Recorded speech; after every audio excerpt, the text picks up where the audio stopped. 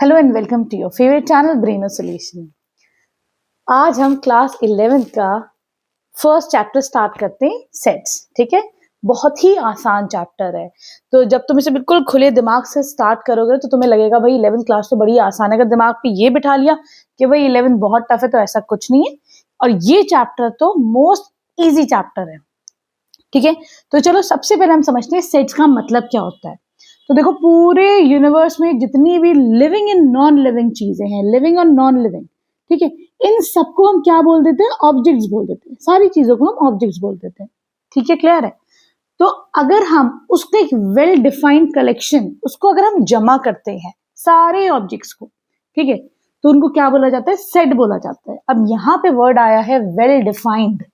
ठीक है, well defined का मतलब क्या होता है? जो तुम्हें एग्जैक्टली पता हो कि वो किस चीज का कलेक्शन है।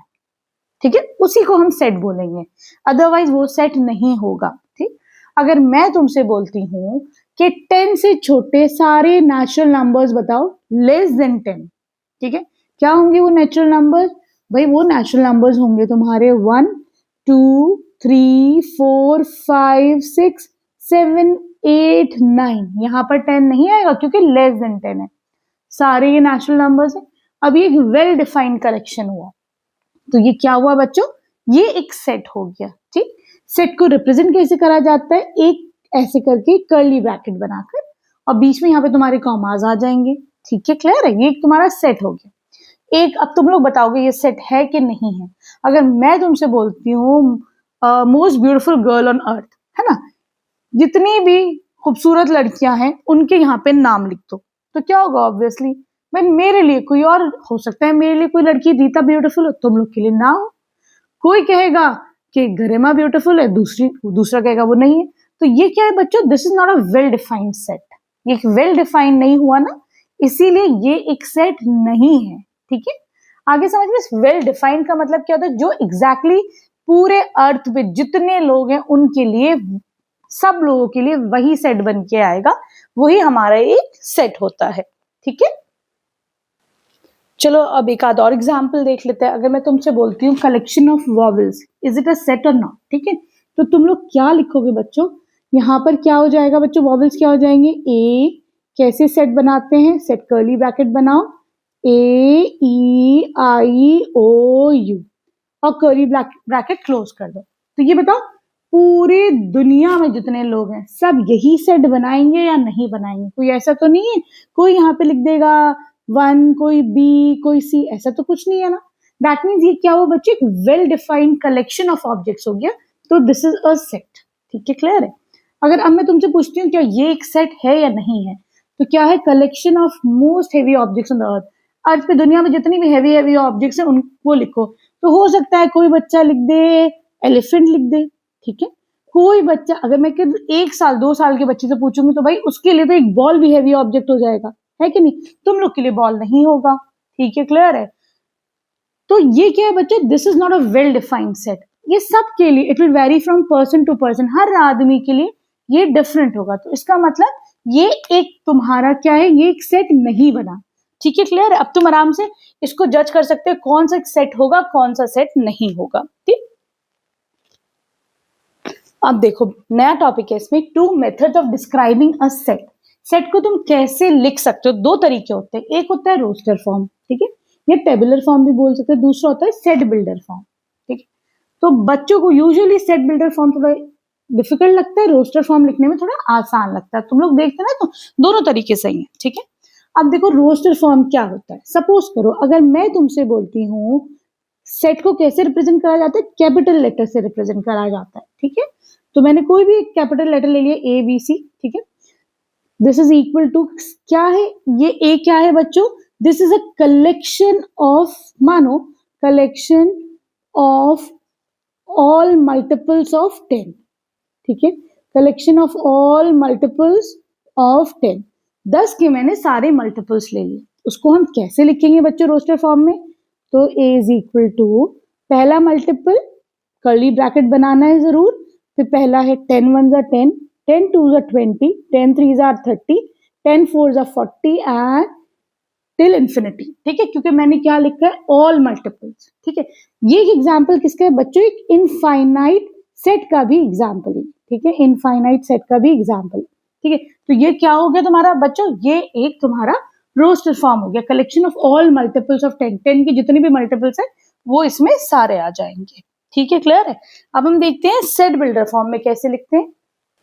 अब देखो बच्चों, सपोज करो तुम्हारे पास ये एक रोस्टर फॉर्म में ये एक सेट गिवन है, ठीक है, तुमको इसको सेट बिल्डर फॉर्म में लिखना है। तो सेट बिल्डर कैसा होता है, इस एग्जाम्पल से हम थोड़ा सा समझते हैं, ठीक है। तो यहाँ पर ये क्या है बच्चों, 1 2 3 4 5 6 7 8। हमने ये चीज नोटिस करी कि बच्चों ये सारे नेचुरल नंबर्स हैं लेस देन इक्वल टू 8, है कि नहीं।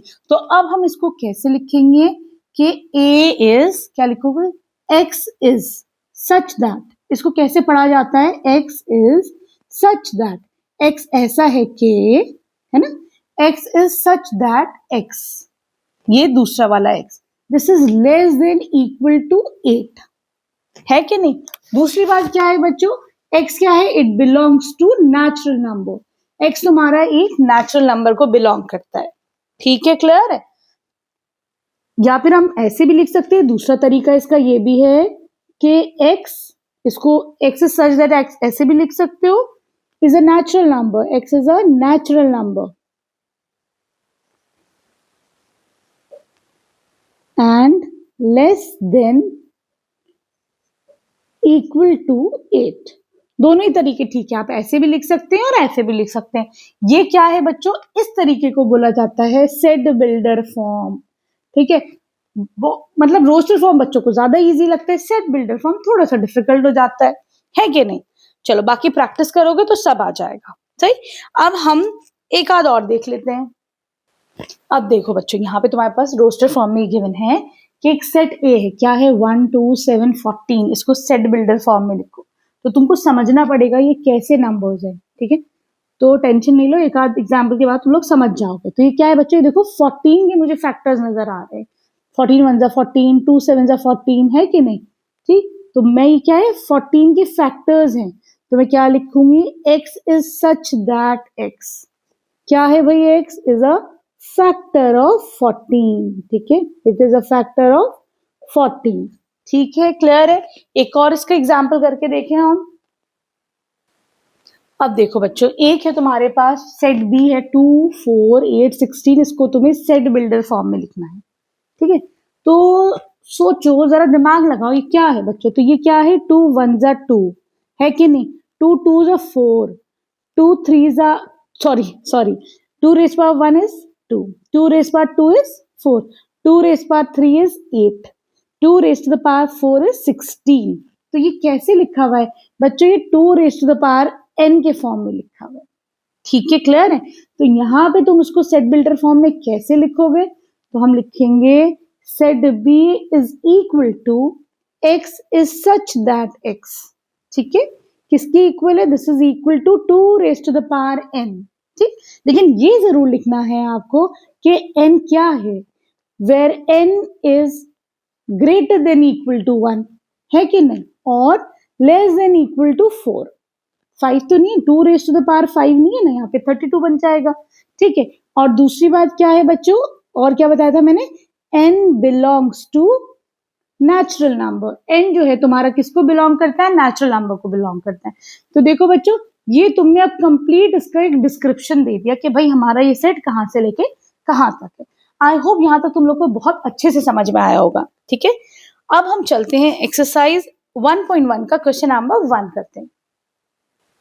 अगर बच्चों यहाँ तक वीडियो तुम लोग को अच्छे से समझ में आई है तो प्लीज मेरे चैनल को सब्सक्राइब करना, अपने फ्रेंड्स के साथ शेयर करना और एक अच्छा सा कमेंट जरूर कर देना। अब देखो बच्चों, यहाँ पे क्वेश्चन नंबर 1 एक्सरसाइज 1.1 का क्या है, which of the following are sets, justify your answer. कुछ तुम्हारे पास सेट्स गिवन है, तुम्हें बताना है कि आर दे सेट और नॉट, ठीक है। पहला है the collection of all months of the year beginning with J से जितने भी महीने स्टार्ट होते हैं उनका नाम लिखो। तो तुम लोग क्या लिखोगे, पहला क्या होता है बच्चों, पहला होता है जनवरी, ठीक, उसके बाद क्या आता है, जून आता है, ठीक है, उसके बाद कौन सा होता है भाई, जुलाई होता है, ठीक, कोई और आता है नहीं आता, तो भाई कोई और तो नहीं आता, बस ये 3 ही मंथ ऐसे होते हैं जो जे से स्टार्ट होते हैं, ठीक। मानो अगर ये मैं किसी थर्ड क्लास के बच्चे से पूछती हूँ, फोर्थ क्लास के जिसको मंथ्स के नाम पता है, वो क्या सेट बनाएगा? वो भी ऑब्वियसली यही सेट बनाएगा, इसके अलावा तो कुछ नहीं लिखेगा इसके अंदर। दैट मीन्स ये क्या है बच्चों? It is a well defined set, है ना? क्यों? क्योंकि it is a well defined set, इसीलिए ये एक सेट हुआ है। ठीक है, क्लियर है बच्चों? तो अब तुम इस सेकेंड वाले पे आ जाओ। ठीक,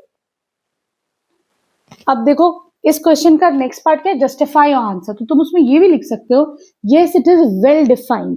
क्यों? क्योंकि ये वेल डिफाइंड है, hence it is a set. ठीक है, वेल डिफाइंड नहीं होता that means it's not a set. ठीक है, तो यही तुम्हारा हर एग्जाम्पल में जस्टिफिकेशन हो जाएगा।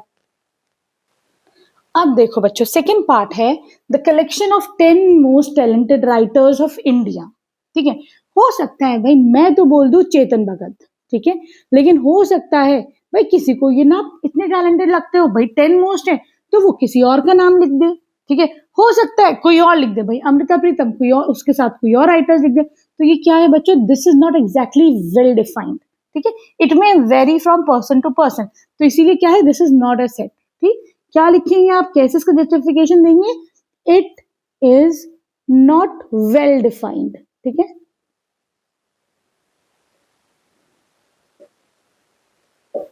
it may vary from person to person.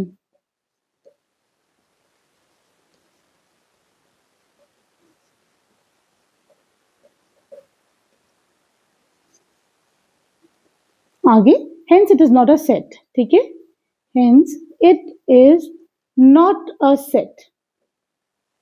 ठीक है, सब में यही चलेगा। इससे पहले वाला जो था, क्योंकि इट इज वेल डिफाइंड तो hence it is a set. मैं बोल देती हूँ अब अगला, अगर तुम्हारा सेट नहीं है उसका जस्टिफिकेशन क्या होगा? Because it is not well defined, it may vary from person to person, hence it is not a set. तो यही तुम्हारा जस्टिफिकेशन सारे एग्जाम्पल्स में चलेगा। ठीक है, अब देखो बच्चों, थर्ड पार्ट है a team of 11 best cricketers of the world. ठीक है, जितने बच्चे वीडियो देख रहे हैं, अगर तुम अपनी अपनी भी लिस्ट बनाओगे तो सबकी लिस्ट डिफरेंट होगी। कोई कहेगा कि सचिन है, दूसरा बोल देगा सहवाग है, कोई और किसी का नाम ले देगा। ठीक है, नहीं? तो ये क्या है बच्चों? This is not well defined, it may vary from person to person, hence it is not a set. क्या लिख दोगे? It is not a set. ये एक सेट नहीं है क्योंकि इट मे वेरी। ठीक, अब तुम आ जाओ फोर्थ पर, collection of all boys in your class. तो देखो बच्चों, अगर तुम्हारी क्लास में सपोज करो 20 बॉयज हैं, तुम उनके नाम लिखते हो, तो वो तुम टीचर से पूछ लो, वही 20 के नाम वो बताएंगी तुम्हारी क्लास में। किसी भी बच्चे से पूछ लो, वो भी उस 20 ही बच्चों के नाम बताएगा। इसका मतलब क्या है? ये चेंज नहीं हो रहा। ठीक है, तो yes this is a set. ठीक है, ये एक सेट होगा। ठीक, क्लियर है? अब देखो बच्चों, अगला है तुम्हारे पास collection of all natural numbers less than 100। ठीक है, तो क्या हो जाएगा?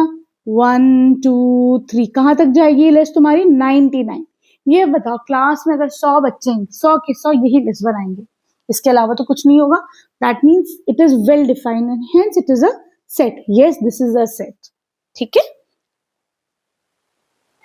अब देखो बच्चों, 6 पार्ट है collection of novels written by Munshi Premchand. ठीक है, तो भाई मुझे तो सारी नॉवेल्स का नाम नहीं पता क्योंकि मैं नहीं पढ़ती उतनी ज्यादा नॉवेल्स। ठीक है, तो जिन लोगों को पता होगा, तो अगर इन्होंने 200 नॉवेल्स लिखी है तो भाई 200 की 200 नॉवेल्स होंगी। ऐसा तो नहीं है कि कोई कह दे इन्होंने 10 लिखी है, कोई कह दे इन्होंने 20 लिखी है। ठीक है, क्लियर है? तो ये क्या है बच्चों? This is a well defined set, है ना? ये एक वेल डिफाइंड है, ये वेरी नहीं करेगा, तो that means yes it is a set. ये एक सेट का एग्जाम्पल है।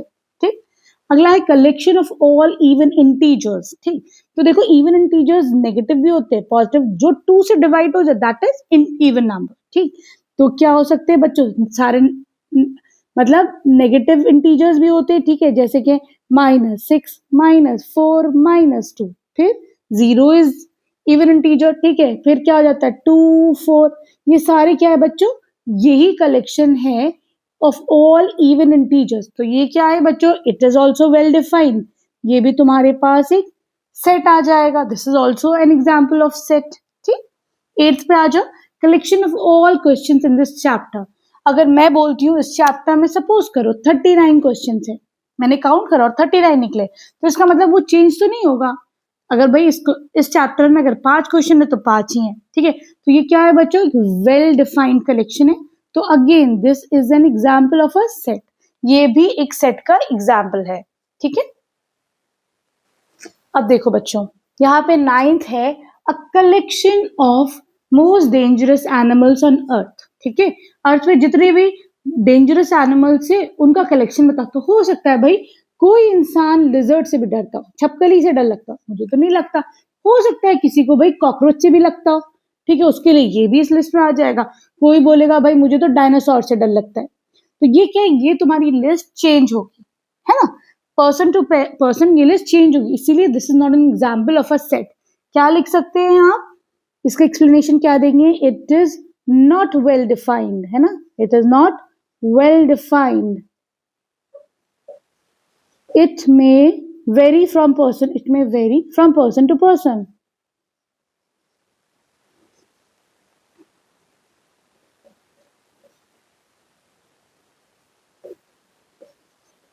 Hence it is not a set, ठीक है, ये तुम्हारा इसका कंप्लीट जस्टिफिकेशन हो जाएगा। Hence it is not a set, ये एक सेट नहीं है, ठीक है।